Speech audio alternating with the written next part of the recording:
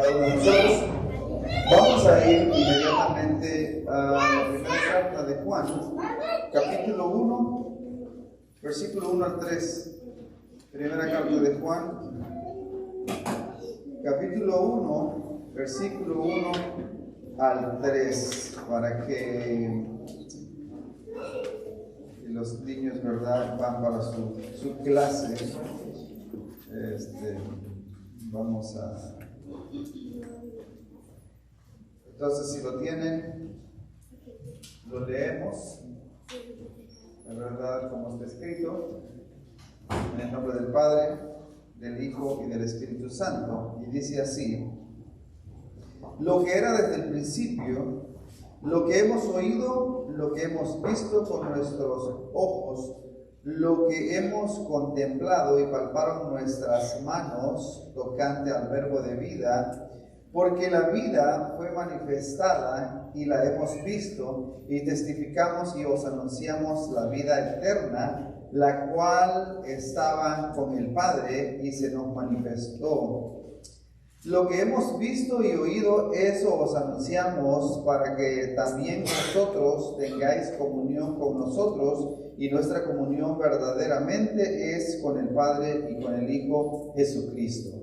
Vamos a orar. Padre, te damos las gracias por la bendición, por el privilegio, Dios mío, que nos concede de estar aquí delante de tu presencia. Perdona nuestras faltas, perdona nuestros pecados, perdona nuestras debilidades. Reconocemos que fallamos y que tú eres un Dios santo y 3 veces santo, soberano, digno de ser alabado y de ser glorificado de generación en generación. Gracias, Padre Celestial, por permitirnos un día más, por permitirnos la vida el día de hoy, para tu honra y tu gloria. En el nombre de Jesús, te pido, Dios mío, que seas tú hablando a través de mí, de manera muy especial, y que tu palabra pueda edificar nuestros corazones. En el nombre de Jesús. Amén y amén. Pueden sentarse, hermanos.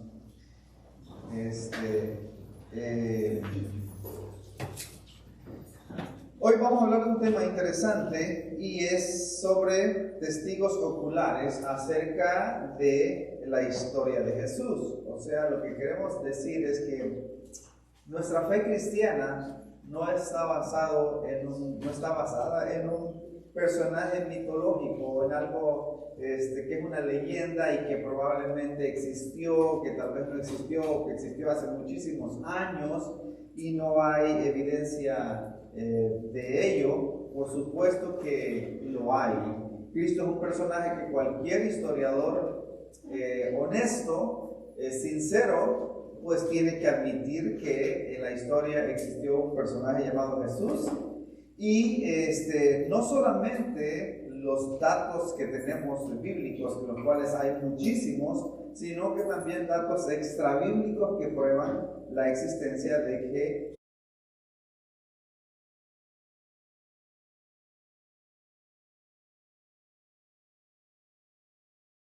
de esto es que él nació de una virgen, María. Y también no era cualquier personaje, era Dios mismo manifestado en carne que vino a este mundo. Y eso, cualquier persona, o quiero decir, nadie en este mundo, ni incluso antes del nacimiento de Jesús, puede ignorar ese hecho, esa realidad, o decir eso no tiene nada que ver conmigo, porque tiene todo que ver. Tiene todo que ver, es el dador de la vida, es el Rey de Reyes, es el Señor de Señores, es el Dios Todopoderoso, es el que juzgará un día, ¿verdad?, a cada uno. Entonces, pero claro, mucha gente intenta negar esa verdad, esa realidad, y como decíamos algunas veces, sobre todo el ateísmo, ellos consideran o ellos creen que nosotros los cristianos no usamos el razonamiento.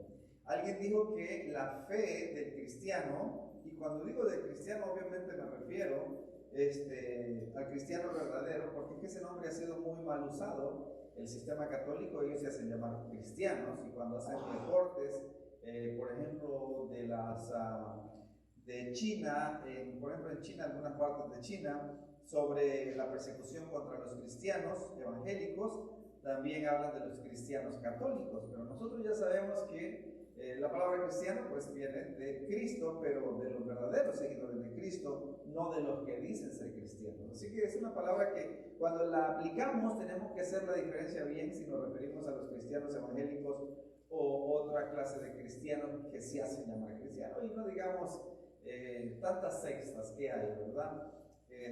Hoy en día.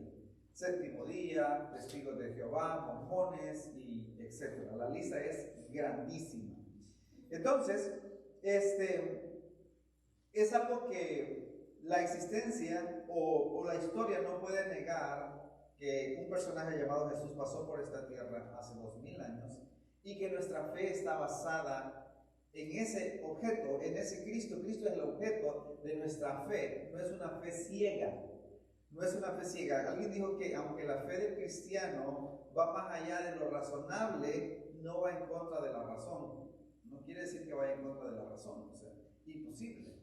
Imposible. Sin embargo, la gente que cree en cosas, en una explosión que sucedió y que eso produjo la creación hace millones y millones de años, ¿dónde estaban ellos para que tomaran ese dato? Son simplemente conclusiones para negar el hecho de que hay un creador que hizo todo lo que nosotros vemos. Así es que eso está claro. Vamos entonces a ver solo voy a hacer 2 citas extrabíblicas como manera de introducción. También quiero ver un poquito de lo que se conoce como un mito. Un mito es una historia imaginaria que altera la verdad, cualidades de una persona o de una cosa y le da más valor del que tiene en realidad. Y obviamente eso no es el caso de Jesús. Un mito es una narración maravillosa protagonizada por dioses, héroes o personajes fantásticos ubicadas fuera del tiempo histórico. O sea, no tiene nada que ver con Jesús porque Jesús está dentro de la historia que explica o en el sentido determinado hechos o fenómenos. La palabra como tal proviene del griego mitos. Entonces, solo voy a citar 2 datos extrabíblicos, o sea, que no están directamente de la Biblia, y luego nos vamos a enfocar en los pasajes de los que lo vieron, de los que lo palparon, de los que caminaron con él, estuvieron con él, comieron con él, bebieron con él. O sea, es algo diferente, totalmente diferente a una historia alejada de la realidad. Flavio Josefo era un historiador nacido el 37 después de Cristo. Un historiador judío llegó a ser fariseo a la edad de 19 años. En el año 66 fue comandante de las fuerzas judías en Galilea. Después de ser capturado, fue anexado al cuartel general de los romanos. Dice en una cita que ha sido objeto de muchos debates. Dice él: ahora había alrededor de este tiempo un hombre sabio, Jesús, y es que, si es lícito llamarlo un hombre, pues era hacedor de maravillas, un maestro tal que los hombres recibían con agrado la verdad que él enseñaba. Atrajo así muchos de los judíos y de los gentiles. Era el Cristo. Cuando Pilato, a sugerencia de sus principales entre nosotros, le condenó a ser crucificado, aquellos que le amaban desde un principio no olvidaron, pues se volvió a aparecer vivo entre ellos al tercer día, exactamente como los profetas habían anticipado y cumplido otras 10,000 cosas maravillosas respecto a su persona, que también había sido preanunciadas, y la tribu de los cristianos llamados de este modo, por causa de él, no ha sido extinguida hasta el presente. Fin de la cita. Y esto, Antigüedades, se encuentra en Antigüedades 18:33, al comienzo del segundo siglo.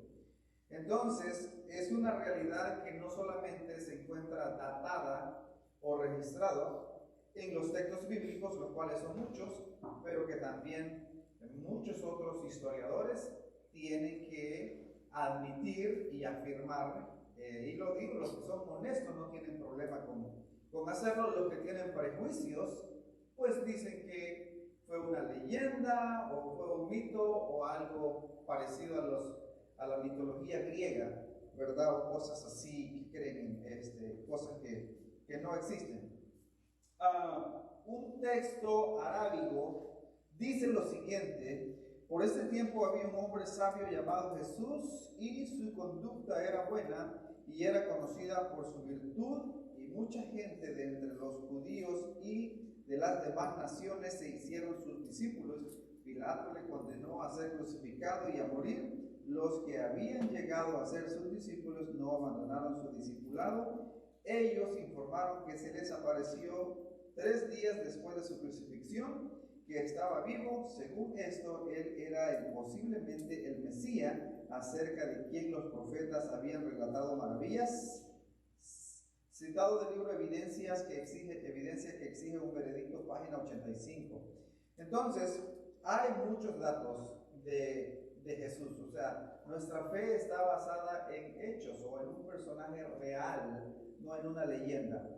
Vamos entonces, aparte de la cita que hemos leído en Primera de Juan, él dice: lo que vieron nuestros ojos, lo que palparon nuestras manos.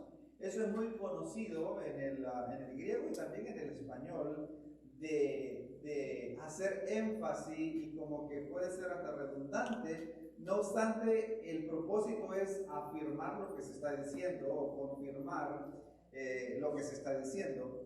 Entonces, no hay manera de verlo con otros ojos, sino que con los de uno, ¿verdad? Pero bueno, esa es la manera que se utiliza. Incluso en nuestro español se utilizan esas palabras así. Entonces, pero bueno, vamos a ver entonces, vamos a ver aquí segunda de Pedro 1.16. Segunda de Pedro 1.16, nos vamos a enfocar, después de haber dado esas citas extrabíblicas, como digo, hay muchas, no son las únicas, a enfocarnos en los testigos oculares, qué es lo que ellos nos dicen. Segunda de Pedro 1.16.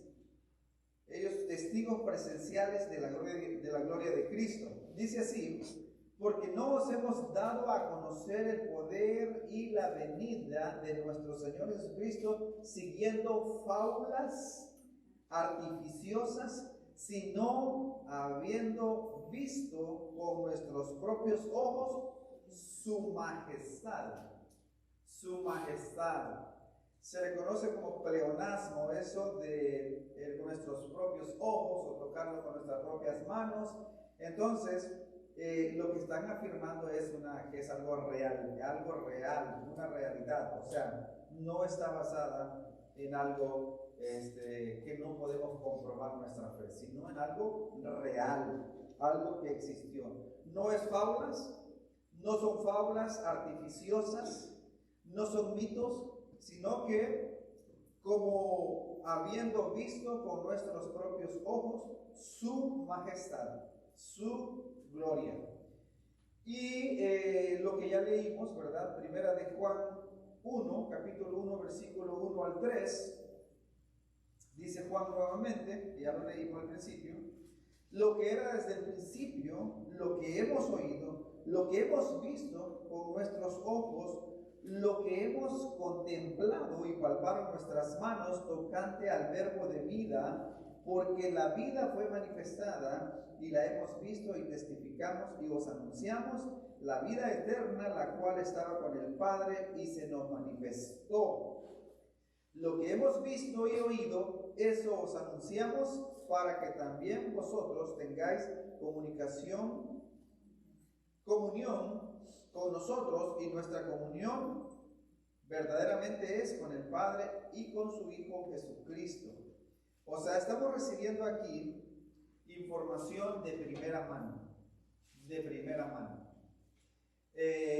La otra cosa interesante que ellos escribieron, estos datos que escribieron en la Biblia, o sea, en el mismo lapso de tiempo, 10 años, 20 años, 30 años, algo que estaba patente en la vida de ellos, que acababa de acontecer. No fue algo que escribieron 600 años después y que dijeron y que otros dijeron y que otros dijeron. Y por supuesto que Ahí se conoce lo del teléfono descompuesto, que la historia se va cambiando de esa manera cuando pasa eso, pero en este caso tenemos información de primera mano. Ahora, algunos pudieran argumentar por qué, por ejemplo, los 4 evangelios no narran específicamente la misma historia, sino que incluso cuando están hablando de alguna historia, uno la pone de un punto de vista y otro de otro punto de vista. El punto es que esto, en vez de restarle credibilidad a la Biblia o al relato bíblico, le aumenta la credibilidad. Porque, por ejemplo, cuando se va a llevar a cabo un testimonio para un dato de un homicidio o algo y interrogan a los testigos van a narrar el hecho, lo que vieron, y van a verlo, van a hacerlo desde su propio punto de vista. Entonces, si los testigos dicen las mismas palabras, 2 o 3 testigos dicen las mismas palabras textualmente, como lo dijo el otro y como lo dijo el otro, entonces fue algo que se aprendieron y eso sería falso, ¿verdad? Están siendo pagados o algo, eso sí es falso. Pero en este caso, cuando varían en ciertos, si podríamos decir, en horas, por ejemplo, uno puede decir que fue a las 4:17, otro puede decir que fue a las 4:18, otro puede decir que fue a las 4:15 o a las 4:19, eso no le quita credibilidad, eso asegura, porque son personas que no se aprendieron el mismo mensaje, el mismo texto. Así que es interesante eso, ¿verdad? Porque a veces uno pudiera pensar, bueno, hablando del mismo evento, uno lo pone de una manera y el otro lo pone de otra manera, eso no es ningún problema. Eso no es ningún problema. En vez de, como digo, restarle credibilidad, le afirma que fueron personas humanas, testigos que estuvieron viendo lo que sucedió. Lucas, vamos a ver Lucas 1, capítulo 1, versículo 1 al 3. Lucas no era de los apóstoles, Lucas era griego. Entonces, Lucas y Santiago era el hermano de Jesús que escribió las cartas.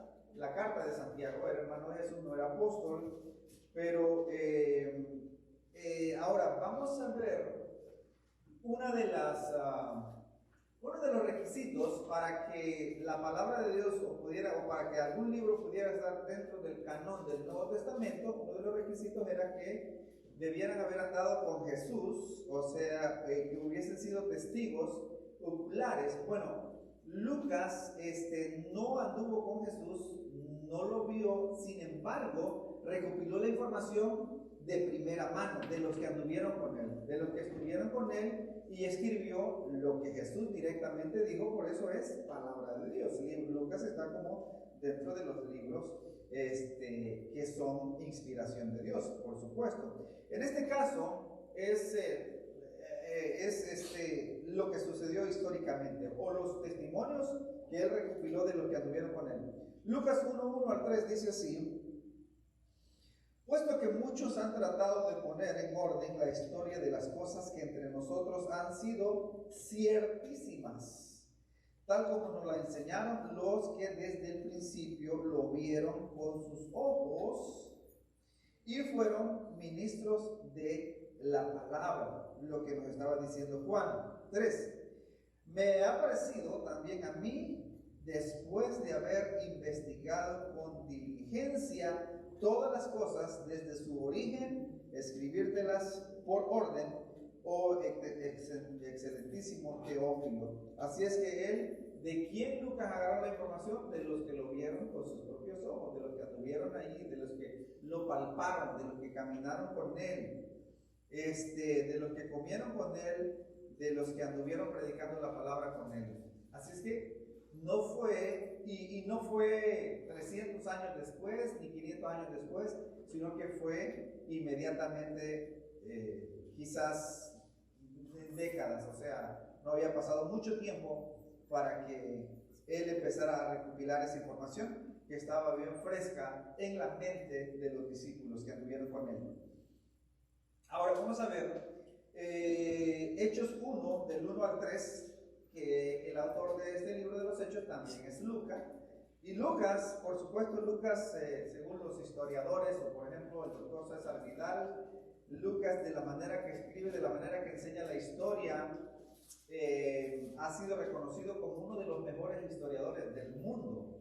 O sea, ninguno de los mejores historiadores del mundo puede opacar a Lucas en el estilo como él escribe, como él narra todo lo que sucedió. Le puede narrar el escenario, quién era el gobernador, quién era el emperador y todo eso, y con año, fecha, lugar, con lujo y detalles lo que él escribe. El libro de Lucas es maravilloso. Entonces dice Lucas en su segundo tratado, en el libro de los Hechos 1 al 3. En el primer tratado, Teófilo, hablé acerca de todas las cosas que Jesús comenzó a hacer y a enseñar. Aquí hay una cosa muy interesante, la verdad. Jesús, por excelencia, él empieza haciendo y enseñando, no enseñando. O sea, una cosa es enseñar y otra cosa es hacer. Jesús hacía y enseñaba. Entonces, porque digamos que lo más fácil podría ser enseñar, pero no solamente se trata de enseñar, sino vivir lo que se enseña, y Jesús era lo que él hacía. Entonces, 2, hasta el día en que fue recibido arriba, después de haber dado mandamientos por el Espíritu Santo a los apóstoles que había escogido, a quienes también, después de haber padecido, se presentó vivo con muchas pruebas indubitables, pruebas irrefutables, pruebas convincentes, apareciéndoles durante 40 días y hablándoles acerca del reino de Dios. ¿Verdad? Por ejemplo, Lucas nos dice que específicamente se les apareció por 40 días, hablándoles del reino de Dios y que les dio mandamientos por el Espíritu Santo, hablándoles del reino de Dios. Entonces, y Lucas escribió sus libros, el libro del Evangelio de Lucas y el libro de los Hechos, en sus viajes mientras acompañaba a Pablo y investigando acerca de lo que había acontecido con Pedro, con Marcos también escribió el libro de Marcos. Entonces tampoco Marcos era apóstol, ¿verdad? Sino que Marcos era más bien sobrino de Bernabé, que viajaba con ellos en ocasiones, y una vez se arrepintió y se regresó, y después Pablo ya no quiso llevarlo en los viajes misioneros, y por esa disputa que hubo entre Pablo y Bernabé, Bernabé se separó de Pablo y Bernabé se fue con Marco a otro lugar, y Pablo se fue en este caso con otros hermanos a predicar.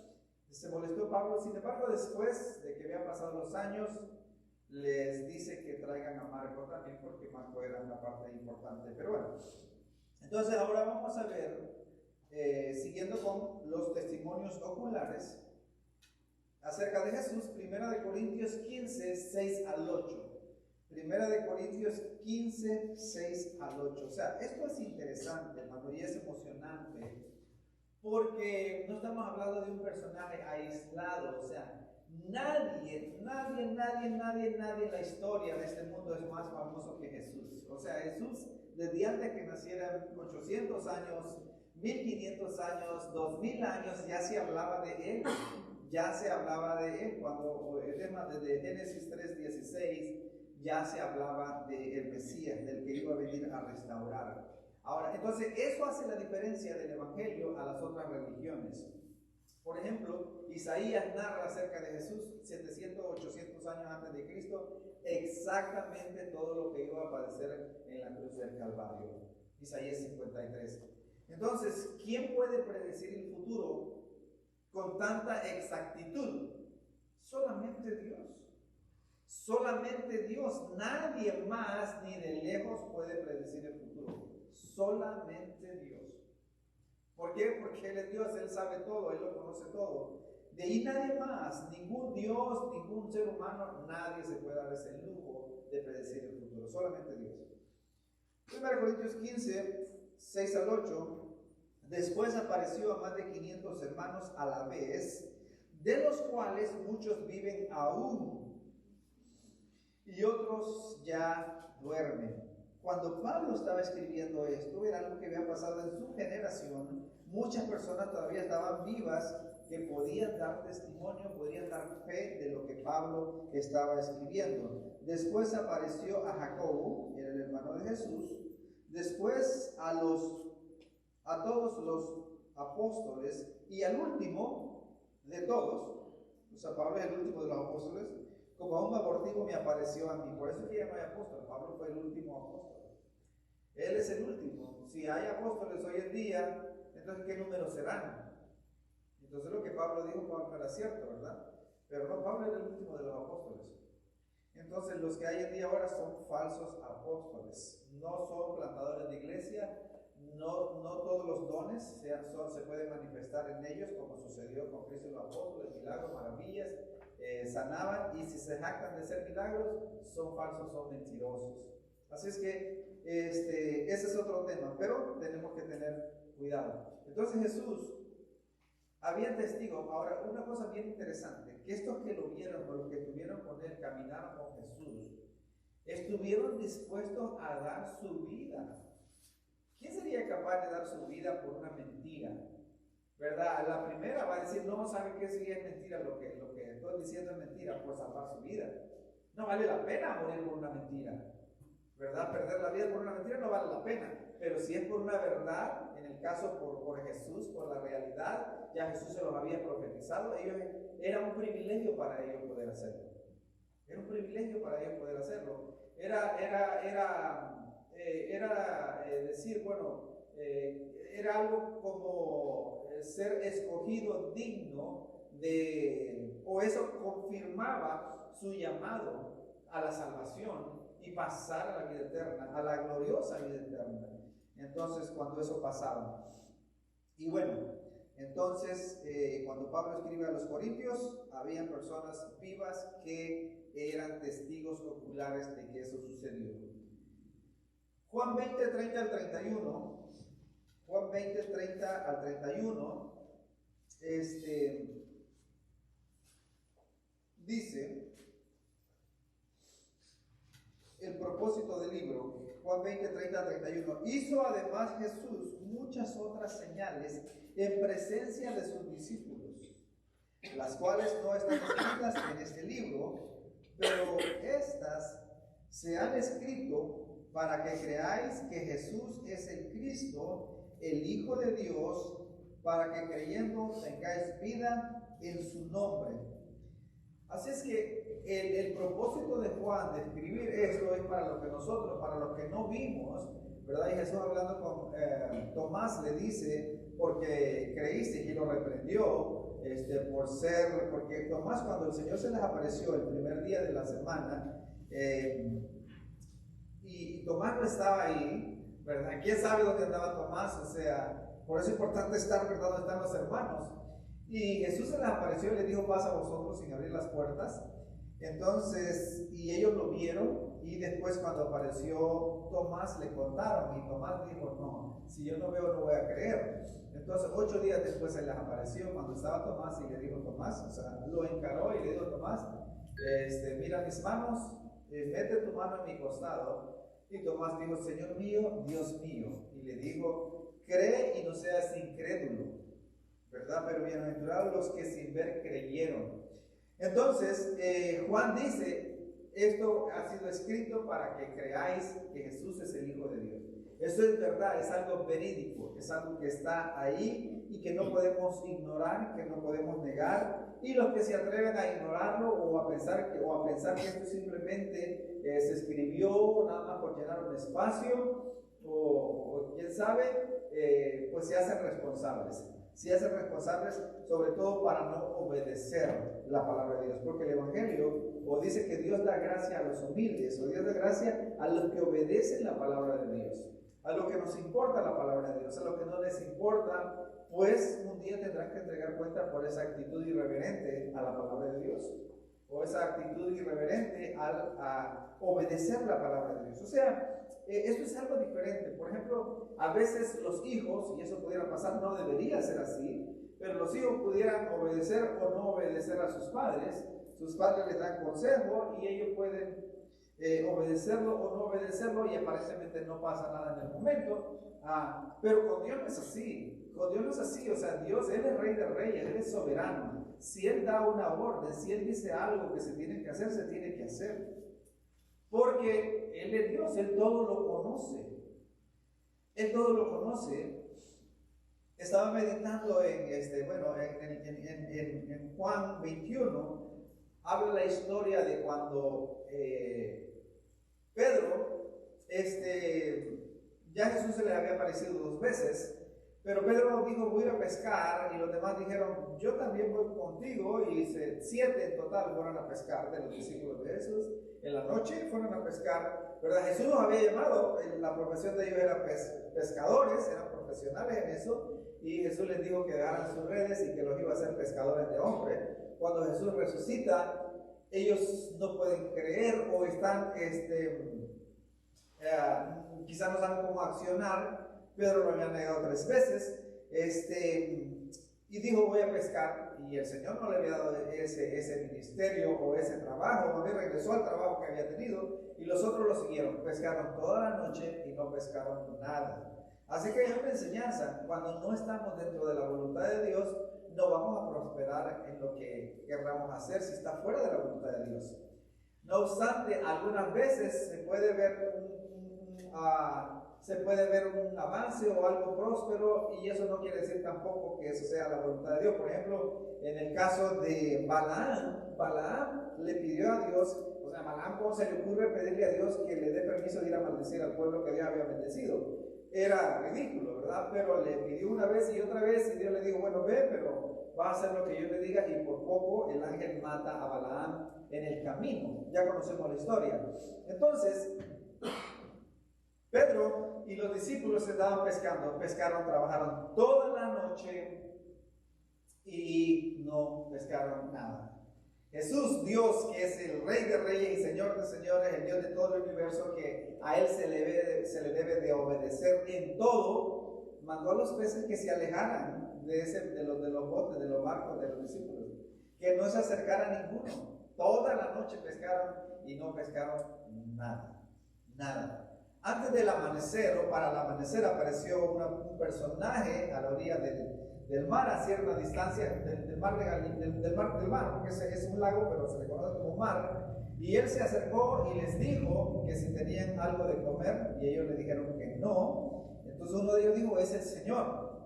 Entonces le dijeron, ellos toda la noche hemos pescado y no hemos pescado nada. Entonces él les dijo, tiren la red a la derecha, y pescaron una gran cantidad de peces que se rompía, 153 peces en total.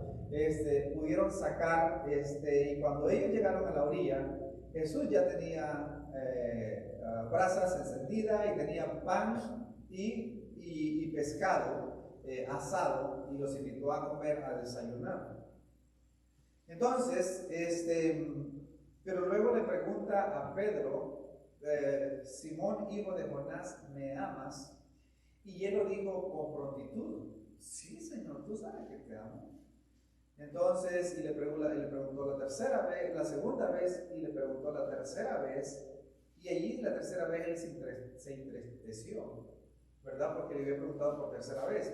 Entonces yo meditaba en esto, y decía yo, nuestro corazón es engañoso. ¿Cómo podemos nosotros decirle a Dios que lo amamos si Él nos conoce bien? 100%, Él nos conoce. O sea, a Él no le podemos mentir, a Él no podemos decir algo que no está dentro de nosotros, porque Él todo lo conoce. Pedro, como cualquier humano, inmediatamente respondió y dijo, sí, Señor. Pero ¿qué andaba haciendo? Andaba pescando, no andaba haciendo la voluntad de Dios. Andaba haciendo lo que el Señor le había mandado a hacer. Entonces, nosotros tenemos que decirle al Señor que nos enseñe a amarlo de corazón. Porque hay un dicho que dice que del dicho al hecho hay mucho trecho. Entonces, y nosotros por naturaleza tenemos un corazón duro, ¿verdad? Que el único que puede operar, cambiar nuestro corazón es Dios. Entonces, el mandamiento, el primer mandamiento, que el segundo es semejante, es amarás al Señor tu Dios con toda tu fuerza, con toda tu mente y con todo tu corazón. Entonces, la pregunta, ¿en realidad esa es nuestra meta? ¿Esa es nuestra meta? ¿Eso es nuestro pensamiento a diario, a cada momento, a cada instante? Quizás muchas veces no, ¿verdad? Yo un día, les decía que yo escuchaba un testimonio de un cantante secular y lo estaban entrevistando, y a mí me sorprendió la respuesta. Le dijeron, ¿cuál es el mejor anhelo el mayor anhelo de tu vida? Yo inmediatamente pensé, bueno, alcanzar las naciones, predicar el evangelio por todas partes. Porque, ¿verdad? Pero me sorprendió con la respuesta. Me sorprendió con la respuesta. La respuesta mi mayor anhelo es estar un día delante de la presencia del Señor. Y eso debe de ser lo más maravilloso, pues, ¿verdad? Porque que amamos al Señor, que estamos haciendo su voluntad, que vengamos a la iglesia, que levantemos las manos, que cantemos, eso en realidad, ¿cómo digo? No necesariamente es una evidencia, o sea, de un nuevo nacimiento, de que verdaderamente amamos al Señor. Entonces tenemos que pedirle al Señor. Yo meditaba, Dios, ¿cómo puedo decir que te amo si tú conoces mi corazón? Si tú conoces todo de nosotros. El Salmo 139 dice que Él conoce nuestros pensamientos antes que llegue la palabra a nuestra lengua. Él ya lo sabe. Él conoce todo de nosotros.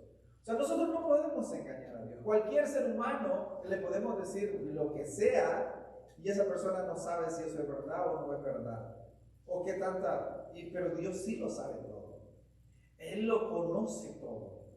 Hay un hombre que le dijo al Señor, un padre, su hijo era, tenía problemas, estaba endemoniado, y le dijo, ¿crees que lo puedo hacer? Y él dijo con rapidez, sí, Señor. ¿Tienes fe que lo puedo hacer? Dijo, sí, Señor. Entonces, pero luego después de que dice, sí, Señor, luego recapacita y dice, ayúdame en mi incredulidad. Ayúdame en mi incredulidad. O sea, eso es lo que el Señor ama, lo íntegro en el corazón, lo de adentro, o sea, reconocer, o sea, nosotros no podemos presumir de que nosotros estamos 100% haciendo la voluntad de Dios, que es lo que debería de ser, que debería de ser así. Entonces tenemos que ser honestos y decirle a Dios, ayúdame a hacer tu voluntad, a caminar dentro de tu voluntad, a amarte de corazón como se supone que debemos de hacerlo. Tenemos que pedirle a Él porque de nuestra propia cuenta, de nuestra propia voluntad, no lo podemos hacer. Es imposible. Nosotros no lo podemos hacer. Si no es con la ayuda de Él, no lo podemos hacer. Así que el primer mandamiento es amarás al Señor tu Dios con toda tu mente, con todas tus fuerzas y con todo tu corazón, y a su prójimo como a ti mismo. O sea, eso va de la mano. Eso va de la mano. Entonces, como dice Juan, ¿cómo? O sea, de verdad amamos a los hermanos, de verdad amamos a la gente. El Señor dijo, amarás a vuestros enemigos. Oíste que fue dicho, aborrecerás a tu enemigo, pero yo os digo, amad a vuestros enemigos, orad por vuestros enemigos, por los que os ultrajan o os persiguen. Es otro nivel, es otro nivel, es otro nivel. Entonces, Pedro le dijo la primera y la segunda vez, sí, Señor, o sea, tú sabes que te amo, sin pensarlo mucho, pero ya la tercera vez ya lo pensó y dijo, Señor, pues tú sabes, o sea, tú me conoces, o sea, entonces tenemos nosotros que pedirle a Dios, ¿verdad? Que nos enseñe a amarlo de corazón. Porque podemos decir que lo amamos, pero si nuestra vida, nuestro testimonio, nuestro actuar diario no concuerda con lo que decimos, no tiene sentido. No tiene sentido. Entonces, luego le dijo el Señor, apacienta mis ovejas, apacienta mis corderos. O sea, si amamos al Señor, amamos a los hermanos. Si amamos al Señor, vamos a empezar a buscar los perdidos, ¿verdad? Porque Él los ama, los perdidos que han de ser salvos, y nosotros tenemos que amarlos también. Entonces,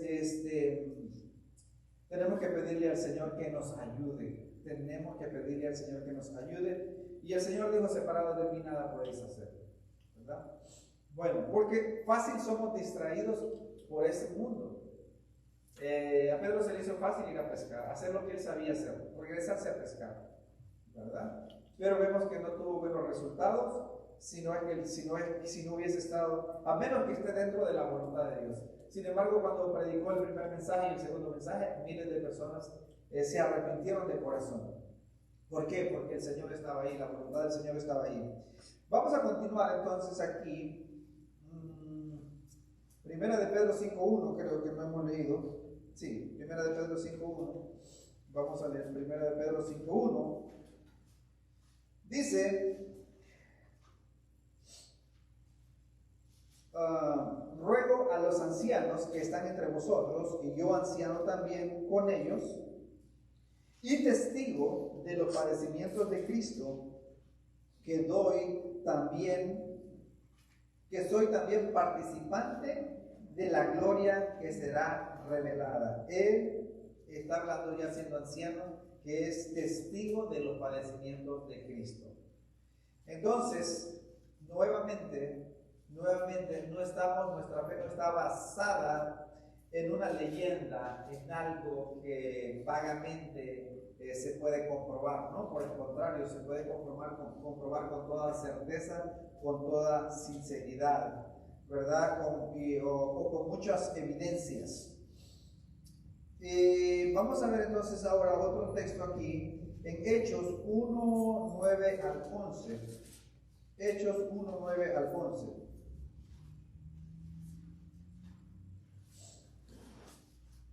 Hechos 1, 9 al 11.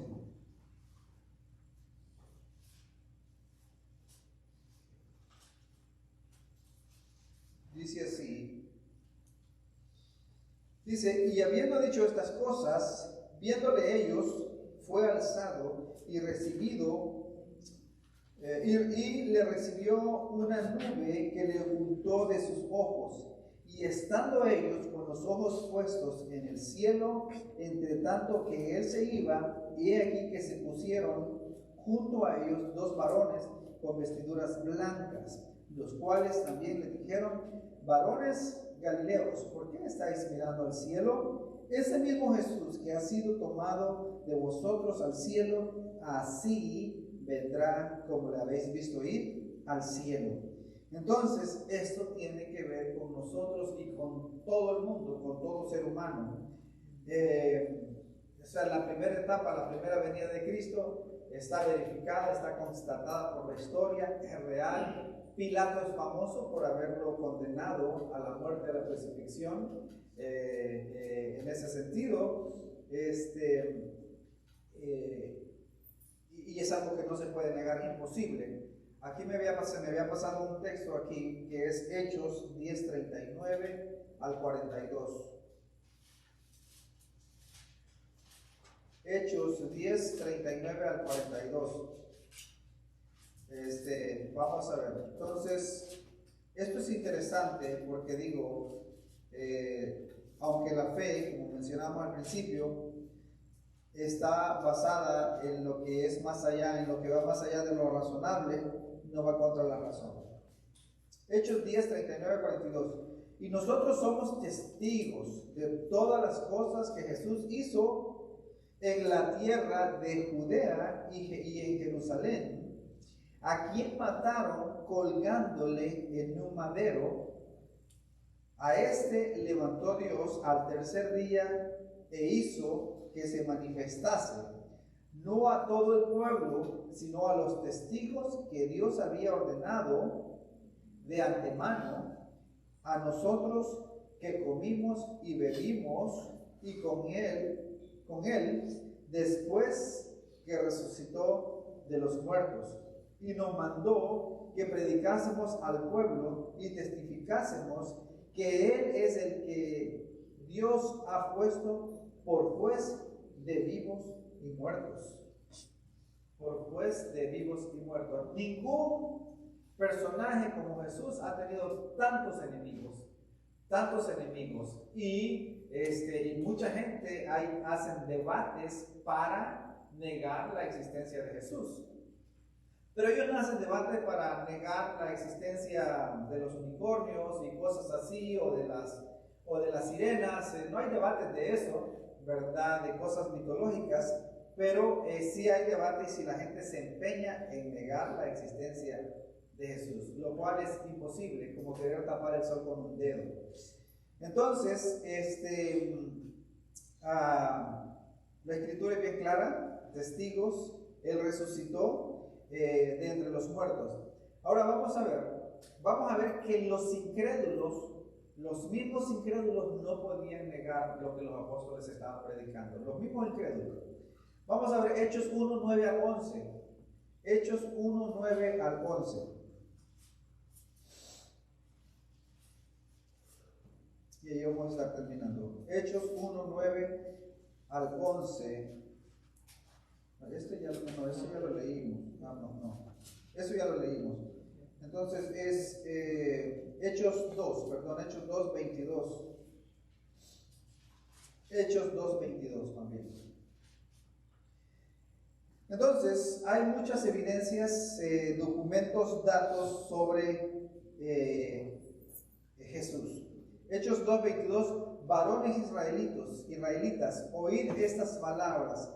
Jesús Nazareno, varón aprobado por Dios entre vosotros con las maravillas, prodigios y señales que Dios hizo entre vosotros por medio de él, como vosotros mismos sabéis. Ellos sabían y no podían refutar lo que Pedro estaba diciendo. Ellos no podían refutarlo. Si Pedro hubiera estado diciendo mentiras, lo hubieran ahí al instante, pues lo hubieran apedreado y lo hubieran matado si hubiera estado diciendo mentiras, porque la gente está lista para ver quién está diciendo, para cuando alguien está diciendo mentira e inmediatamente, ¿verdad?, acabar con él. La gente es así, buscan a ver quién se equivoca. Pedro aquí les estaba diciendo en su cara, ustedes lo saben bien, que Dios hizo maravillas con él y que ustedes le mataron, pero que él resucitó al tercer día. Ustedes lo saben y ellos no podían decir lo contrario. Los no creyentes, está hablando con los no creyentes, no podían decir, oh, esa es mentira, eso nunca existió. No podían decir eso, imposible. Así es que vamos a dejarlo hasta ahí. Y esto nos debe de a nosotros llenar de regocijo, que, como digo, esto es muy básico y muy elemental para nosotros los cristianos. Sin embargo, para alguien quizás que esté viendo el video por primera vez y quizás tenga una idea un poco vaga acerca de Jesucristo, esto puede servirle de mucho. Así es que vamos a orar entonces para darle gracias a Dios y para despedir.